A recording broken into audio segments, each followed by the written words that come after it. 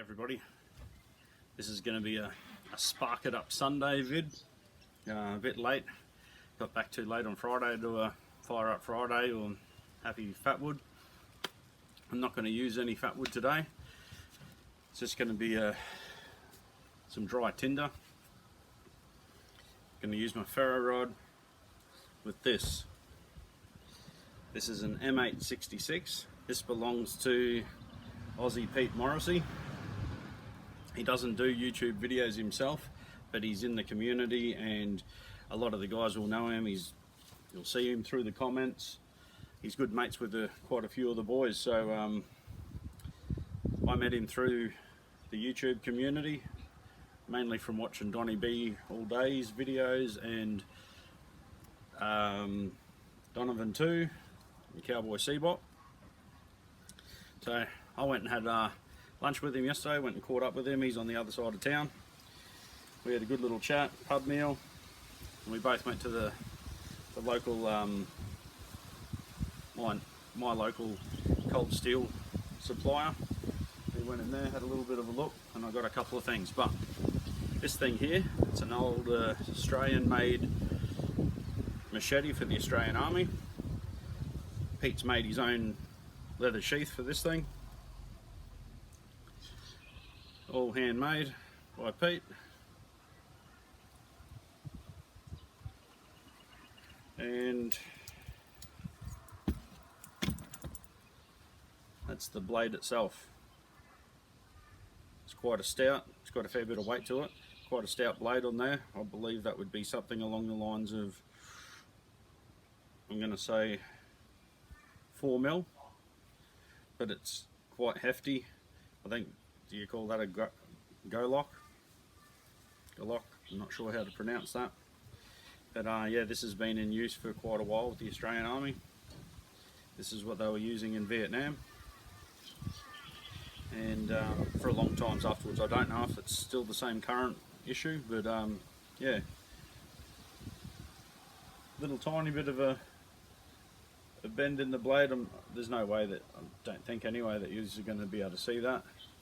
I'd say that it's got a slight little bend of about 2.5 degrees or something like that. You'd sort of hardly notice. I don't think it would affect anything.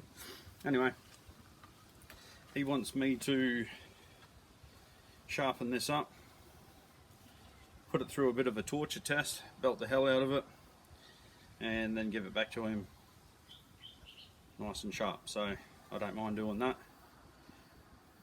Might take a couple of weeks to do that because I'm snowed under, got a new job working 6 days a week, and I'm pretty stuffed when I get home. So anyway, it's going to happen, Pete.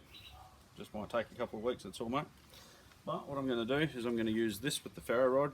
There's no sharp edges on here that I can really use, so I'm going to just try and strike it off the bottom here, considering I'm going to put a new edge on it anyway for him. So okay, let's get this little fire underway and then I'll show you a couple other little things I've got.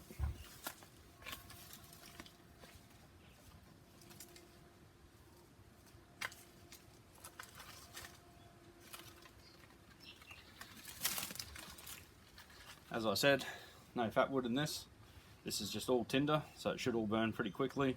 This is the stuff I used last time. It has rained since last time, so I don't know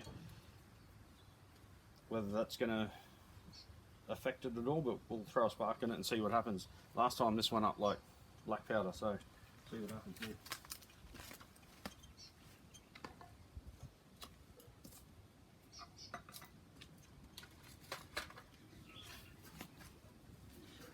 And I do have my Haltifers as a backup knife in case this fails.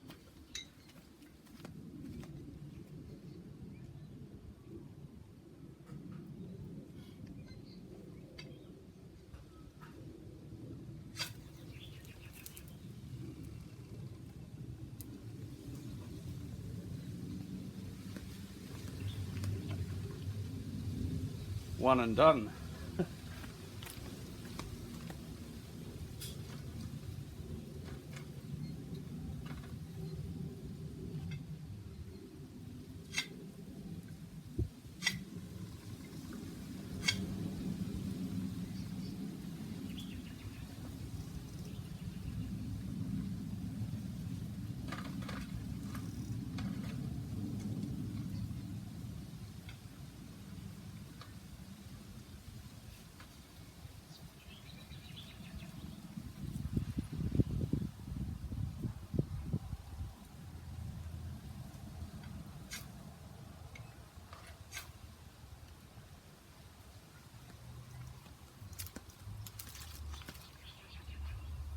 highly flammable, that stuff.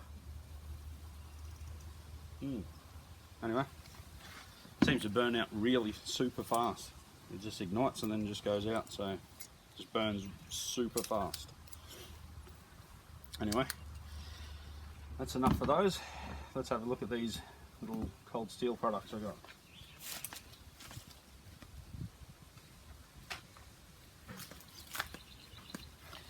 These are all of the flying variety.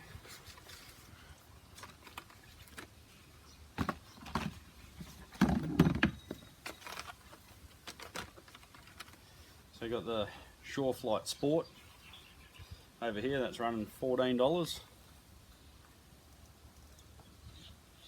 12 inches, 1055 carbon, thickness 3.5 mil, weight 7.8 ounces.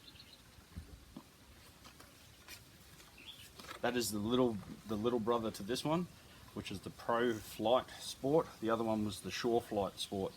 So this is the Pro, this is the bigger one. Again, this is 14 inches. Again, 1055 carbon steel. Weight 10 ounces, 10.1 ounces. Thickness 3.5 mil. The black flies. Sorry, that last one, that's $16, so $2 more. Got two of these black flies. Seen Donnie B did a review on these the other week. These run $12. Wow, these are only 2.4 ounces, 8 inches overall, 2 millimeters thick. And the Templar thrower, $35, 14 inches overall, thickness 5 mil, 1050 carbon, with the black coating on it.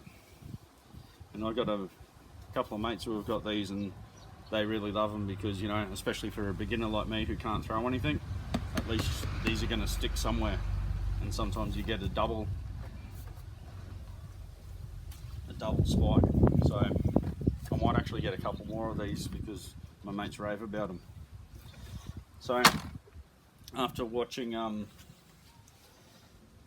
some of the Blade Sporty videos, the Danger Fest, etc, etc, there's nothing like that over here. With all the rules and regulations and stuff like that here, like I couldn't even imagine that something like that would ever get going. So I think I'm going to put together my own little lemonade stand version. So it'll start off with just me making up my own my course in the backyard here, along with my slingshots, throwing tomahawks and other knives and that. Once I get a bit better, some of my mates can join in, and we'll see where it goes from there.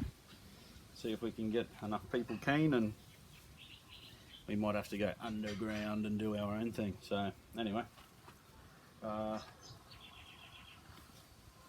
yeah, that's about it. Had a conversation on the telephone this morning with old Steve Borg. G'day mate, great talking to you. And it looks like I'm going to get his Cold Steel Natchez Bowie Apocalypse version sent down under. So good on you, man. Thank you. That was great talking. It was great talking to old Pete Morrissey yesterday. And g'day to everybody over there, everybody around the world. Keep up the good fight. I can see was it Italy going off this morning? Someone's stepped down in Austria, I believe. So the fight back's happening slowly but surely. People are waking up, and all we can do, man, is use people power to keep this thing a non-violent. And when I say non-violent, it's about us, the worker, the man who's going to be doing all the fighting.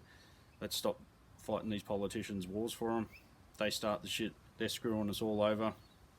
Let's stick together and just say no more. We've had enough of your shit. Workers of the world, blue collar workers, let's start, you know, taking it back. Start using our authority. We outnumber them shitloads to one. So see you guys.